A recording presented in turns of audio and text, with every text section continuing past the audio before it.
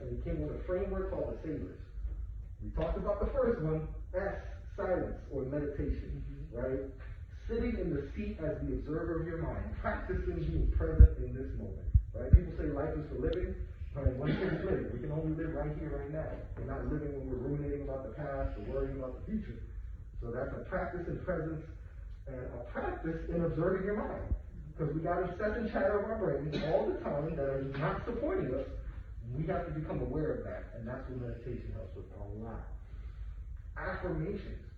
If you have beliefs that limit you, you have to replace them with beliefs that empower you. So I'm sitting up here speaking to you. I used to be very afraid, right? I used to tell myself, oh, I'm not a public speaker, right? I don't do that. I'm scared. But then I affirmed the opposite. I said, I am a powerful speaker. I speak clearly and powerfully. People jump at the opportunity for me to speak in public. I'm a beast. That's right. And I said that to myself every single day out loud with emotional charge. And I tell you what, I believe it now. That's right. Now I believe it. But affirmations is stating who you want to be or what you want in the present tense as if it is already true. Yes. And do it every day.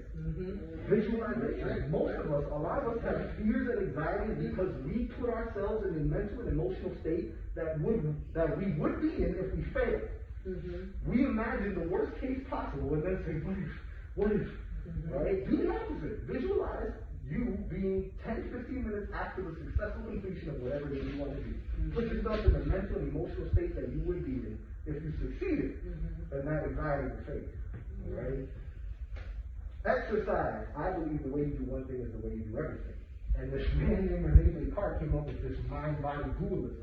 He said that your mind and your body are complete separate entities. And still to this day, if you have a mental issue, you go to one doctor. If you have a physical issue, you go to a completely separate doctor and have a completely separate medical records. We don't understand or we don't adopt the fact that our mind and our body are together, that they are connected. Have you ever been hangry?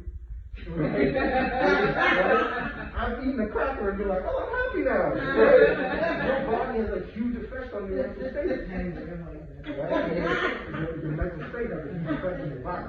Right? So we got to make sure that our body is on our side when it comes to success. Right? Exercise a little bit, release those endorphins, and I tell you, you don't got to be like me, waking up at 5 a.m. and going to the gym 5 times a week for an hour. All you need to do is get your heart rate up to 160 or 180 for 10 minutes 3 times a week, and you've gotten 90% of the benefits you're getting from exercise. Reading, readers are leaders. I wouldn't be here if I didn't read Think and Grow Rich, The Miracle Morning, Rich Dad, Poor Dad.